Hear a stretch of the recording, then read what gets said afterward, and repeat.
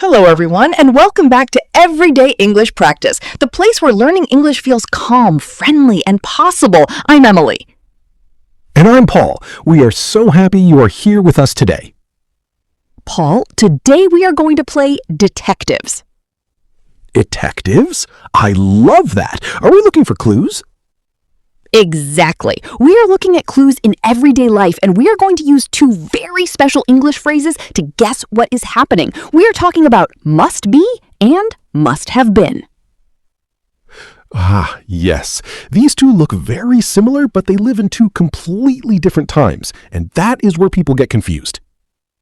Exactly. But don't worry, today there are no grammar books. There are no complicated rules. We are just going to look at real life and feel the difference between now and before. Paul, but before we start our detective work, a small friendly reminder. If our conversations help you feel calmer about English, please press the like button and subscribe to Everyday English Practice. Yes, when you subscribe, you join our family, and we are here to walk this journey with you, one slow step at a time.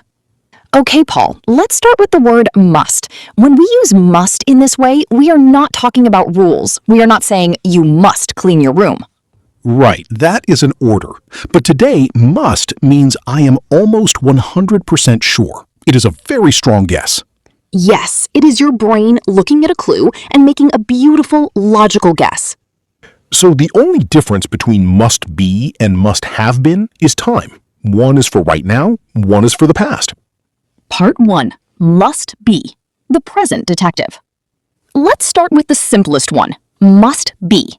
We use this when we are guessing about right now, the present moment.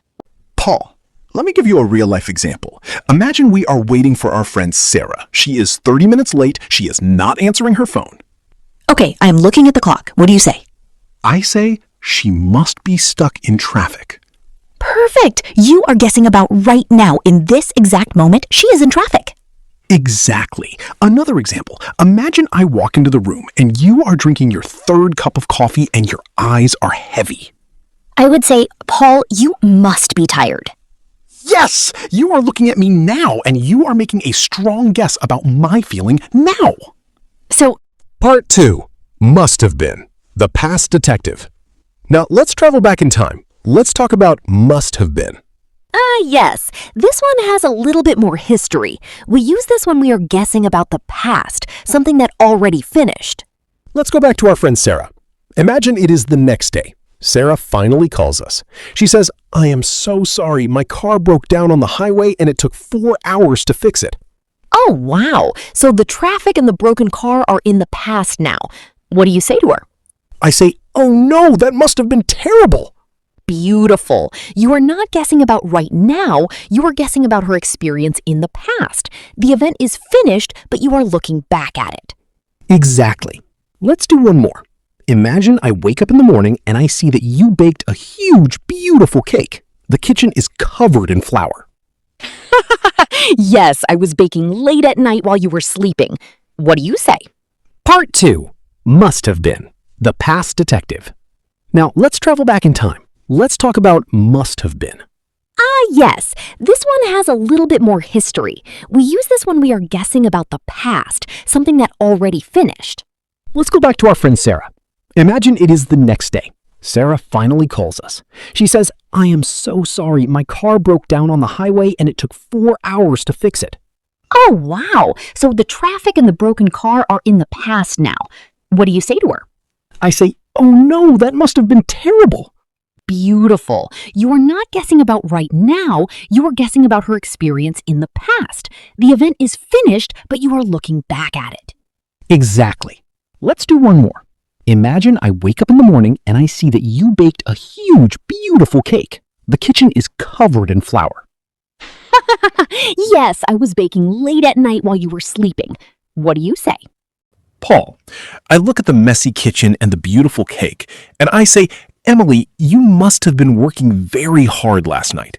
Yes, you are guessing about my effort in the past. The baking is finished, but you see the clues and you make a strong guess about what happened before. Part 3. Putting them together. Let's slow down and put them side by side. This is where the magic happens. Let's look at one person in one story using both. Okay, let's talk about my little brother. Right now, he is sleeping on the sofa. His clothes are dirty and he is snoring loudly.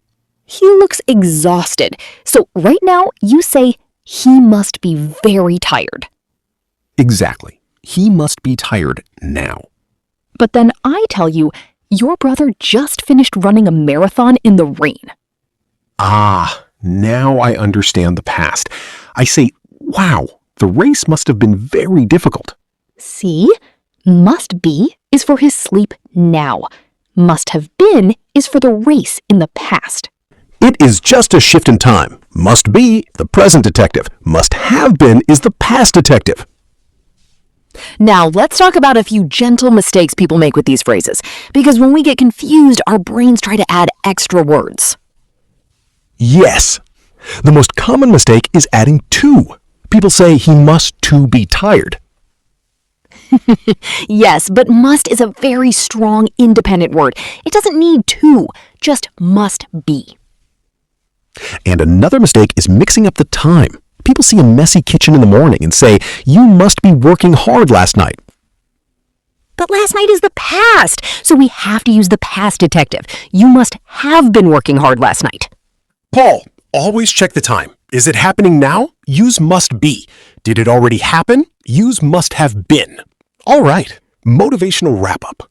Emily, I want to say something to our listeners right now. Go ahead, Emily. Grammar can feel like a heavy wall, but it is not. Must be and must have been are not math equations. They are just your brain sharing your feelings about time. That is so true. When you say must have been, you are showing empathy. You are saying, I see what you went through and I understand. Yes, language is about connection. If you mix up be and have been sometimes, do not panic. The other person still understands your heart. They still understand your guess. Exactly. Be gentle with yourself. Celebrate the times you use it perfectly. And smile when you make a mistake.